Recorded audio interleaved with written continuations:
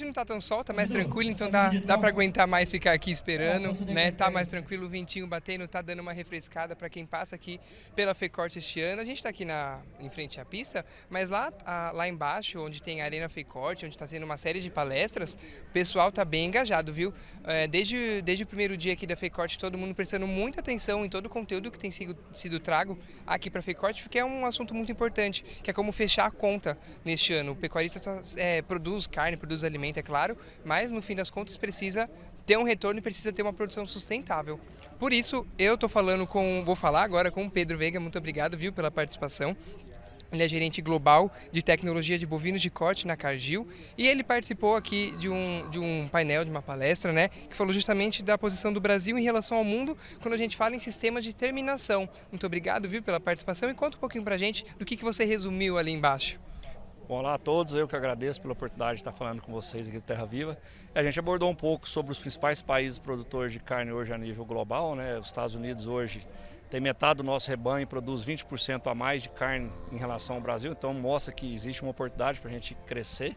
Falei um pouquinho da China, que é um país que está estruturando seu sistema de produção, da mesma forma que fez com a produção de suínos. Se a gente lembrar, antes da peste suína africana, a produção de suíno na China era de subsistência, fundo de quintal, hoje extremamente profissional, sistemas bem verticalizados, e está indo pelo mesmo caminho na produção de carne bovina. A gente tem visto um crescimento na produção de carne na China, tanto é que a China hoje é o terceiro maior produtor de carne bovina no mundo. Estados Unidos primeiro, Brasil segundo e China em terceiro lugar.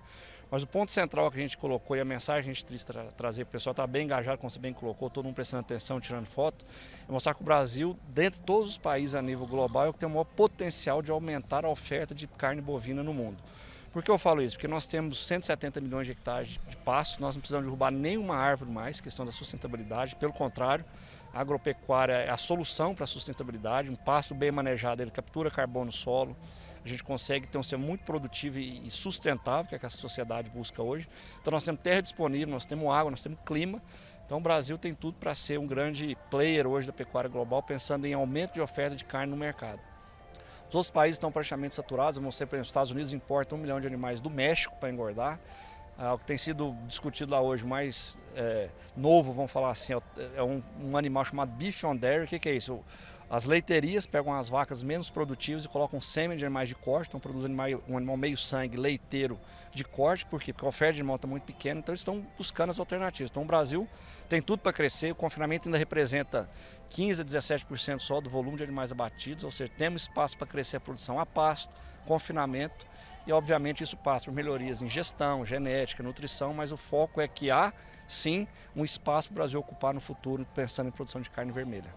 Uma coisa que é interessante também é que a gente está nesse ranking entre os maiores produtores de carne, exportadores também, mas cada um encontra o seu jeito de produzir. O Brasil não é igual aos Estados Unidos, que não é igual à China, que não vai ser igual a nenhum outro país que produz, e o Brasil encontra aqui, inclusive, você bem citou o confinamento, eu também tenho conversado com o pessoal do confinamento aqui, que inclusive técnicas que além de ajudar no aumento da produtividade, também ajudam a valorizar a arroba do boi para aquele criador. Porque algumas técnicas, alguns programas de confinamento conseguem até dar alguns prêmios para os pecuaristas que ajudam com que, além da sustentabilidade, valorize ainda mais aquilo que ele produz, né? Exatamente, muito bem colocado. O Brasil é um país tropical, como a gente sabe muito bem, então o Brasil tem potencial climático para produzir a pasto, que é o nosso grande, eu diria que é o nosso grande diferencial competitivo, que nenhum outro país tem o potencial que nós temos para produzir pasto em quantidade e abundância, principalmente durante o verão, nessa época agora que chove, a temperatura está mais alta, então o pasto cresce muito. Então o que a gente precisa fazer é adotar a tecnologia que já existe em termos de manejo de pasto, produção de forragem, e o confinamento ele entra como um complemento a tudo isso. Por quê? Eu consigo maximizar a minha produção a pasto durante o período favorável de crescimento das forragens, que é o verão, quando chove. E quando chega a seca, que país tropical a seca sempre vai existir, a gente precisa aprender a conviver com a seca.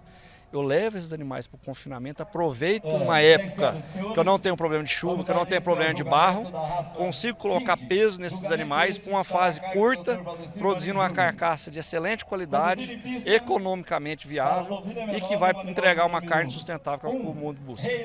Agora, não sei o que você acha, a gente teve até tem essa polêmica que está acontecendo em relação ao pronunciamento do Carrefour e ao acordo da Mercosul e União Europeia. Não compra do Brasil, então, quem não quer, porque o Brasil está produzindo produzindo, tem produto para exportar e produz com qualidade. Então, no meio disso tudo, a gente vê que é uma guerra muito mais política do que propriamente de sustentabilidade e de produção, porque a gente produz de uma forma que se preocupa com o meio ambiente e dá conta de atender ao mercado. Exato, o Brasil ele tem que demonstrar justamente isso, né, que nós temos potencial de produzir de uma forma economicamente viável, que é o principal. Quando a gente fala em sustentabilidade, a gente não pode esquecer que são 3 pilares principais.